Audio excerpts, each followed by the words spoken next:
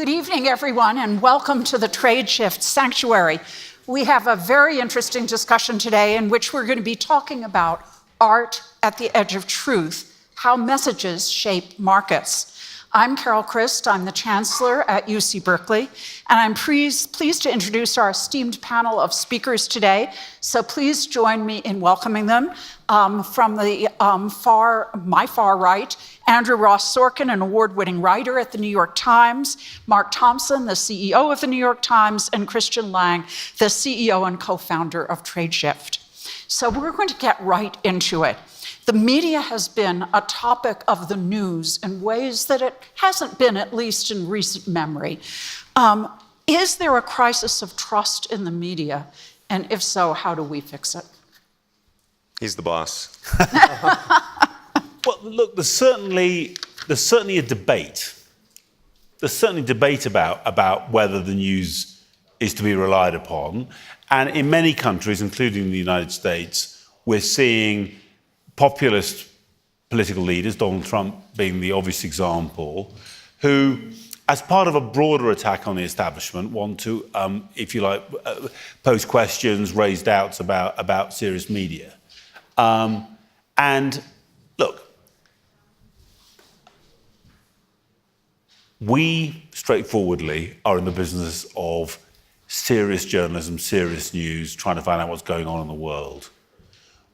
Everyone's allowed to have their opinions about what we do. For the President of the United States to describe institutions like the New York Times as enemies of the people is obviously absurd, but also dangerous because it begins to mark journalists out as targets for extremists. So I think there's a completely legitimate debate about holding a media to account, asking us how we do what we do, but without, taking it to the level of hysteria and kind of threatening language. One of the ways we've done some campaigning to try and explain, our Truth is Hard marketing campaign to try and explain what we're doing. And actually with programs like our podcast, The Daily, we let the cameras in for the Showtime documentary, The Fourth Estate, about those. We're trying to be more open about how our processes work and how journalists work as one way of trying to convince the public they can trust what we do. I was just going to say, the great conundrum of democracy is that it relies on truth. And it also relies on the ability of a democracy to effectively, I don't want to say create your own truth, but find your own truth. And the internet, which has democratized so much of our life, has also democratized news. And all of us, the consumer, if you will, has become their own reporter. Yeah. And that has its own benefits, but also its own perils. We all may go and try to go to 5 different news sites to try to read variations of the news and news stories. And it used to, when I first started writing for the Times, credibility, it matters to me as much today as it did then, but I always thought if I got one thing wrong, I'd be done for good, and that the reader would never come back. And one of the fascinating things that's happened over the last 20 years is there's all sorts of news out there, not in the New York Times, but elsewhere, that may or may not be true. And the consumer, oddly enough, and this completely defied my expectations, seems to be happy to actually read all sorts of different variations of things. And my only hope is that ultimately they land at the New York Times for the truth. Christian? I think, so we come from a very different angle, obviously, a business and company and work with a lot of trade. And I think what's actually have happened over the last 10 years is we've had not less facts, we've had an explosion of facts. So there's so many tidbits of information and facts that what happened in the past was there was very much fewer narratives we could fit these facts to, or the other way around, we could fit the narratives to. And now we have so much information, so everybody can fit whatever narrative they want to whatever facts are out there. And I think it is really, in a way, of course, very scary because as humans and people who actually rely on narratives to just function as a society, we have a tendency to pick the narratives that we like, right? And that is probably a more overriding urge than getting truth, right? So it's a little bit like we can eat at McDonald's, and that's our short-term urge. We want to do that, but long-term it hurts us. And obviously also we can get our facts from the fake news, whatever that is, and we might feel good because we get confirmed in what we believe. But in the long run, it probably hurt our perception of society as well. So I'm really curious. You mentioned one way in which the New York Times has changed its practice somewhat, trying to make more visible what happens behind the newspaper. But are there other ways in which the New York Times has changed deliberately in relationship to the climate that we find ourselves in? Well, one obvious thing, I suppose, is in a sense dealing with the unprecedented. I mean, a few days after the election, the president-elect did a tweet about us, which was a tweet about our company, where he said they're losing their subscribers, their audiences are abandoning them, they're going out of business. And he did this at 6:30 on a Sunday morning.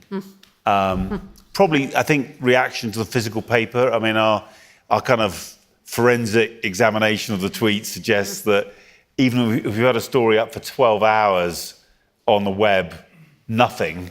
It's only when the paper arrives, we deliver about 100 copies to the White House. It's only when the paper arrives and it opens it, kaboom. But this tweet arrives, and by about 7:30 on the Sunday morning, I was in a seems like an innocent age, in a conference call. What should we do? What's the right response when the president-elect, who's about to be president of the United States, says things about your company which you know to be false? I mean, literally, straightforwardly false. What do you do? And of course, it can take us too long to work out. The answer is you tweet back. Yeah. So if you need to correct, we did it in a very non-vituperative way. We simply had a tweet, and we got a tweet out by 9:30 in the morning, which was a repudiation of these points. Since then, I think 250, 280 tweets, further tweets, and now there's no conference call. It's the most junior person in the communications department thinking, what should we do? So it's just become background noise. So that's a real transition in the relationship between the leader of the free world and the Times, where we kind of ignore 99% of it, to be honest. So do you think this is a permanent change, or do you think that it's a matter of a very particular moment in American history? I think some things feel quite troubling. I mean, I think the hostility of governments, and including the United States government, to the press has been growing. The Obama administration, far more hostile to the press than the George W. Bush administration. This is partly to do with the national security climate, the wars America's been fighting, the risk of terrorism. But nonetheless, that kind of, and I would say that Trump, it probably doesn't represent a further deterioration actually on the ground, but remains pretty hostile in many ways, I would say, relative to American administrations 10, 20 years ago. And I think the same in other countries. I think the desire of governments to, in various ways, intervene. The BBC's been under a lot of pressure in the UK, political pressure for, I would say, almost being too impartial about Brexit. I think many people who would like the UK to remain are very angry that the BBC didn't somehow find a way of explaining to the public that it was a bad idea, which, of course, its entire job is to be fair. So I think the climate has overall, at the moment in this period in history, seems to be certainly bad and potentially worsening. Who's to say whether it'll reverse? You look like you want to say something. Well, I was just going to say, I think it's actually changed the way we approach some of the journalism in terms of the transparency around the story. It used to be we published the story and that was the end. I think now there's a real push to provide links, to go on television, to be on social media, to talk about the story behind the story. That's what the Daily ultimately is actually all about. It's about taking the reader behind the scenes so you understand it. Now, that comes, by the way, with its own challenges, because you could argue that what happens when you start to hear a reporter talk about how they approached it, then people decide that the reporter has an opinion.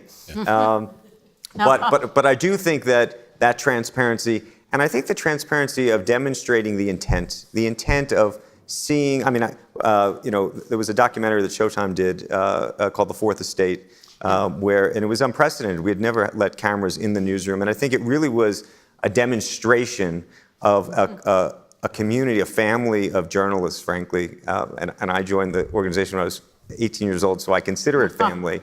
But a demonstration of the true, genuine intent of people trying to do the right thing. We don't always get it right. There are mistakes that are made, but I think that the more we can show people that intent, the better off we all are. And one last quick thing, just to say, fact-checking used to be paragraph 13. Now it's in the headline. Right. Yes. Now the president claimed without evidence that, or the president falsely claimed that. It has to be in the headline. People need the context, and they don't. There's no wiggle words anymore. Yeah. We've used the word lie on the front cover of the New York Times. I think on the whole story side of things, right? It's also because it's the most powerful narratives that win, and it really doesn't matter if those narratives are connected to the truth or not. One situation we see very closely in our company is the situation with China, right? Yeah. We do a ton of business in China. We are on the ground in China. It's probably going through one of the biggest technological revolutions a country have ever gone through. And it's very clear that when you see why we have a trade war, why we have anxiety, it's because US is falling behind on pretty much every single industry that matters in this trade war. If you look at renewable energy, electric cars, healthcare, fintech, AI, we are falling behind, right? And the reaction is, let's talk about soybeans. And that's a very powerful narrative in America. And you go to China and you know what? Nobody cares about it on the ground. They have absolutely no clue this is going on. It's a domestic narrative. And it's pretty much disconnected from the underlying truth of why, but it's a powerful story, so it wins. And I think, dramatization of life, I mean, you write one of the best, sort of shows on TV, which is also very close to the truth, but kind of still drama, right? And I think these dramatizations and these overarching storylines are becoming so powerful that facts really gets to be noise underneath, right? Yeah. I'm fascinated by the term fake news because there have been lies as long as there have been people. That people have always tried to deceive, often for political aims, created false stories. What's different about this moment now, and what does the term fake news even mean? Obviously, the mechanizing of the distribution of content and making them distributed makes a difference. I also think that a feed which is made up of different pieces of content from different sources, some of which may be entirely reliable, but others of which aren't, slightly changes the game. In a way, if the deck of cards, it's either like, here's a real deck, here's a fake deck, but if you now shuffle a few of the cards from the fake deck into the real deck, they're harder to spot.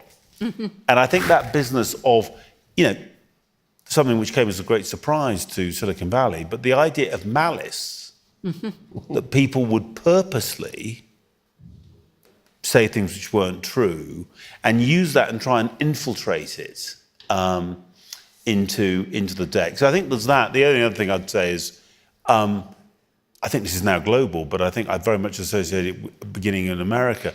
The idea of a certain heightened, exaggerated, explicitly angry discourse about the world, which you might associate 20 years ago with talk radio, and which migrated to, arguably, to Fox News. You could argue some people believe MSNBC is doing something similar on the left, but migrated to TV, and sometimes actually quite funny, quite satirical, fantastical, often using exaggeration and sort of satire, as it were, half pretending that things have happened when they haven't. That's also got translated into social media and elsewhere. And I think that tradition of rather amusing, often quite vicious content, which you can debate about whether it's meant to be literally believed or not, but that's in the mix as well. Yeah, it's so fascinating. I don't remember a time, at least in my lived experience, where you had so many satiric shows. I mean, satire is, of course, an old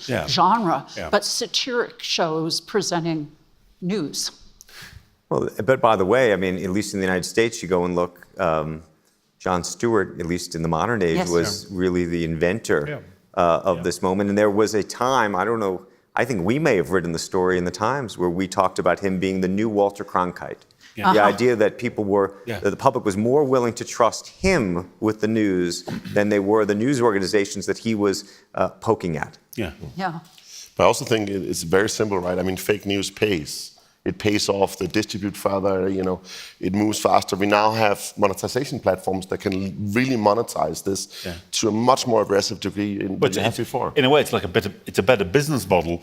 Real journalism's expensive. Of course. You have to send reporters out. Fake news, you just make it up. And also, the great thing about fake news is you can choose popular subjects. You can make up stuff which you know is going to get an audience. There's an absolutely fabulous episode, and if you're interested in this, you should go back and listen to it on the Daily.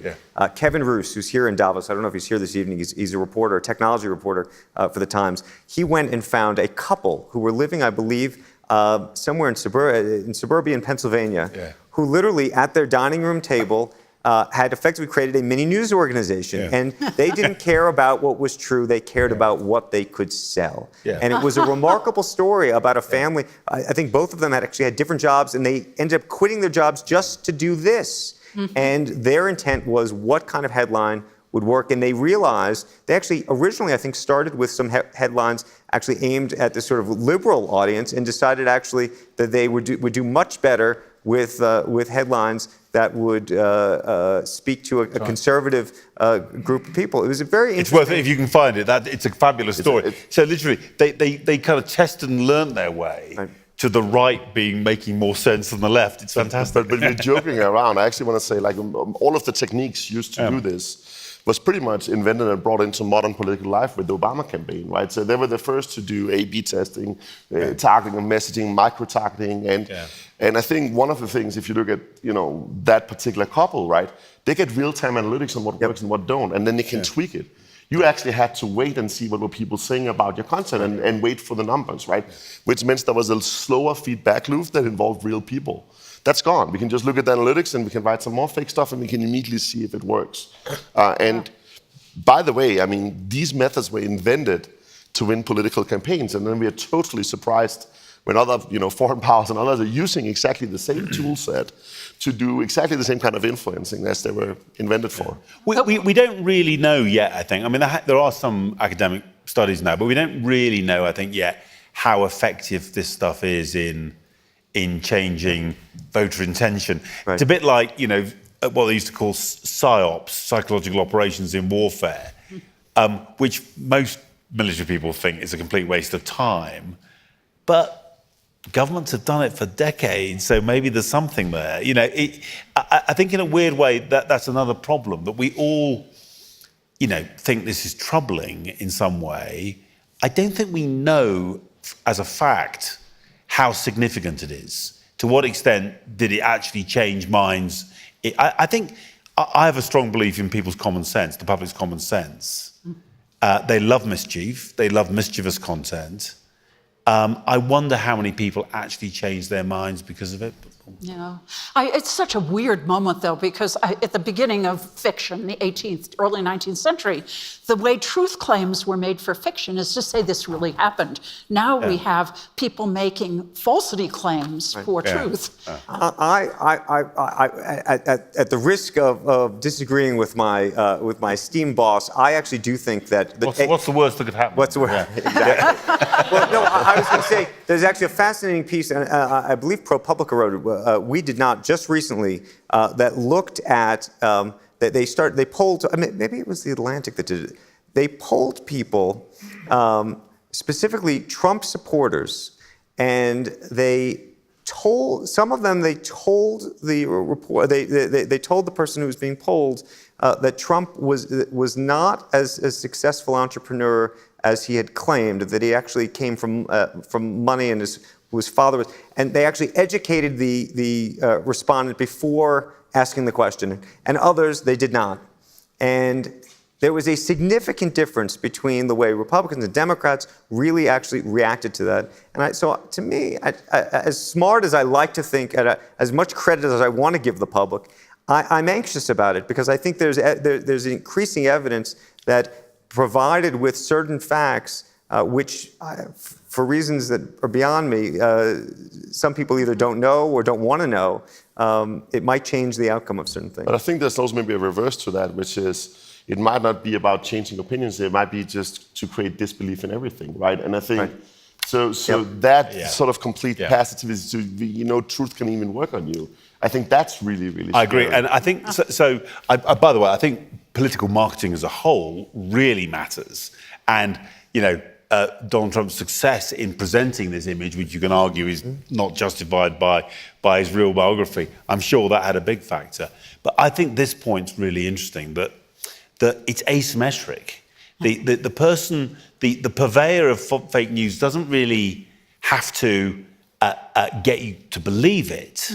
Right. But they can get people thinking, well, maybe you've got Fortran or InfoWars over here, you've got the New York Times over here. Maybe the truth lies somewhere in the middle. Right. It's a cloud of confusion, and I think that when we think of Russian tactics in misinformation, perfected in the modern era by over 17, 18 years in the Putin era, Crimea and Georgia, Ukraine, many different places where those tactics have been, and now they're being used in the West. I think they are about spreading confusion and division. So I'm now going to shift the subject to trade, and because Tradeshift is obviously a company that concentrates on trade and moving money, how does all of this affect global trade? So I was just talking a little bit about it before with the narrative on China, right? If you are in China, you feel there's a huge optimism. I think it's funny, right? Societies go through phases, I would say, of teenage years, middle age, old age, and I come from Europe, I come from Denmark, which certainly felt like a part of the world that was in a retirement home, and we were just trying to keep everything safe. I moved to the US, felt it was very dynamic, California, very open, lots of opportunities, but it's sort of pivoting towards protecting what we have and rather than looking at what we can gain. And I mean, it's a country for me, Apollo going to the moon, Hoover Dam, like huge, big projects as a nation. And now it's everybody for themselves, right? And I think if you go to China, they really still have this massive moment of huge projects for a nation and have a belief in progress, which to a large degree is a narrative. But how much of that is a function that there isn't a democracy, if you will, when it comes to the kind of information that they truly have access to the extent that they're reading the New York Times, they're doing it on a VPN. Yeah, I mean, that's a fair point. And I mean, obviously, if you go back 30, 40 years, there was maybe more of a consensus about these projects in the Western media, right? And today it comes from all angles. But I do think it's interesting as a people, when are you optimistic versus when are you pessimistic? And that obviously drives markets, it drives everything. And if you look at the general retail consumer, investing in markets and doing stuff, I mean, most of it is actually noise today. So what's really driving things is narratives, is how do we interpret that stuff? And I think that's a very tricky situation for anybody to sort of figure out where things are moving. And, the other thing I think about, I mean, I have a very clear memory. In 2007, a year before the big crash, at the BBC, I was running the BBC then, we ran a story about a British mortgage company, Northern Rock, and we broke the story. They were in real trouble. And I was being driven in a car through the English town of Cambridge, and somebody phoned me up and said, this big reaction, there's people outside branches queuing for their money. And I thought, that's ridiculous. And at that moment, we passed the branch and I saw a queue of 50 people. And so the impact, now the story was true. I thought it was legitimate to do it. By 2008, many people were saying that because as it happens, we had a journalist who was breaking lots of big stories during the 2008 crisis. And there were people saying you shouldn't be doing it. You shouldn't be, my own view is if the story is true, there's no reason why the market or people inside the City of London should hear stuff before the public does. And I think that's right. But if you think about a future crash, And you think of the utter interconnectivity of business around the world and trade around the world, and you think about fake news. I mean, I think you can imagine really striking disruption or of a genuine story, but then an attempt to promote market panic coming in behind it, driven maybe by a sovereign power. I would just add, because you mentioned the financial crisis. Yeah. You were saying, when did this all happen? I think it happened as a function, in large part, because of the financial crisis. I'm not the first person to suggest to you that President Trump was elected as a function of the financial crisis. But when you look at the breakdown in trust, the trust in elites, everybody here in Davos, trust in the idea of experts, the trust in journalists, that's when the trust in companies, all of that started to break after the crisis. And I think that created this cleaving of society. There's a fabulous study that the University of Chicago did recently that looked actually at the radicalization of electorates after financial crises. That's worth looking at. But it gets to this idea of populism, it gets to this idea of fake news. And I think that actually, when we try to look back at least to this modern moment where we're having these questions asked, I think that's probably where it starts. And by the way, very predictably now leading to the backlash against technology, right? So it's essentially just a distrust that everything, and all of the promises we thought were true, right?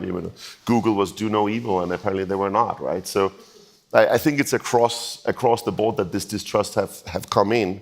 But the reality on the ground is that our systems are far more complex, far more interconnected than they were in 2008, right? And we were afraid of CDOs back then, but if you look at high-frequency trading, if you look at how the markets, actually very few people know even how it works. We were just chatting in the green room. We run around 12% cross-border trade between UK and the rest of the world.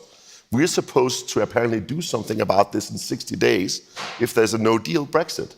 Nobody have called us and told us what. We literally do not know what should be the situation the day after.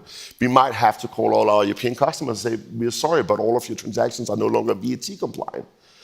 So I think there's really a lack of understanding in depth of the complexity of these systems. And to replace that, we put in, again, narratives, right? So we put in very simple and easy to understand narratives. That's why we have so many hero stories about business leaders and politicians, because they're easy to understand. So now I'm going to shift gears for our last question. There's a wonderful photographic exhibit in London called Hard Truths. It's pictures from the New York Times. Is this, and they are hard pictures to look at. They're very painful kinds of experiences. Is that kind of a photojournalism part of what we're talking about today, or how does it connect to what we're talking about today? In my view, journalism, photojournalism has a history of the New York Times going back way over a century. It's always been part of the journalism of the Times. And I think journalism now, we talked about the podcast, the daily, I think it happens in many ways. And I think increasingly people expect on their smartphone to experience it. And we know there are stories. We had a photograph recently of a starving young girl in Yemen, which ended up being used by a senator on the House of the US Senate to get the Senate to essentially condemn that and indeed to stop or to pass legislation to limit US involvement in that war. And so I think still images, photography through the smartphone is having a great renaissance in many ways. But video, virtual reality, augmented reality, all of it can be used. And it's almost like, what's the best medium to tell this part of the story? And let's apply them all. And I think at least for now, and I think maybe we're on the cusp of that this changing, in some ways, photographs and video have an even greater sense of truth.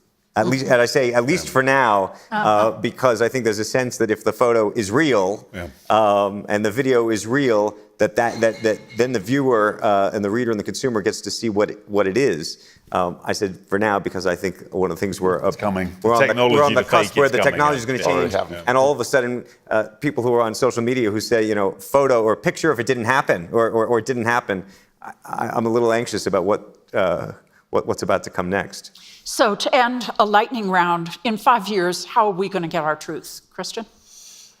I think we will go back to some of the trusted sources, and I think we will actually see a renaissance of sources that had provided signal over time. And of course, we'll all independently have our own view of what that is. But I think there'll be also a big disillusion with this populism you're seeing right now. So remember, populism always swings back almost as hard as it comes up because it delivers nothing.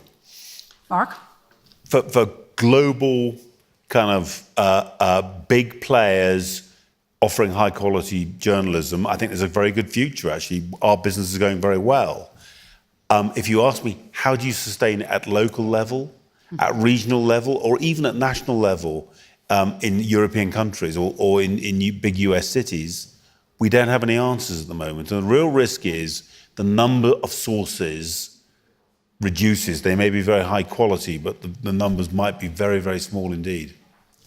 I think there will be a smaller group of sources, but I think actually the development and move, and it's a success at the Times and elsewhere, to subscription-based news services means that rather than actually play the reporter that we have been playing, where we're going to 5 and 10 different websites to see different, I think actually we're now going to go back to our trusted source, and maybe that will divide us even more in some ways, but hopefully it will help us all get to a better sense of what the truth actually is. Please thank our panelists. Hold on. Thank you. Thank you. Good. Thank you. Thank you.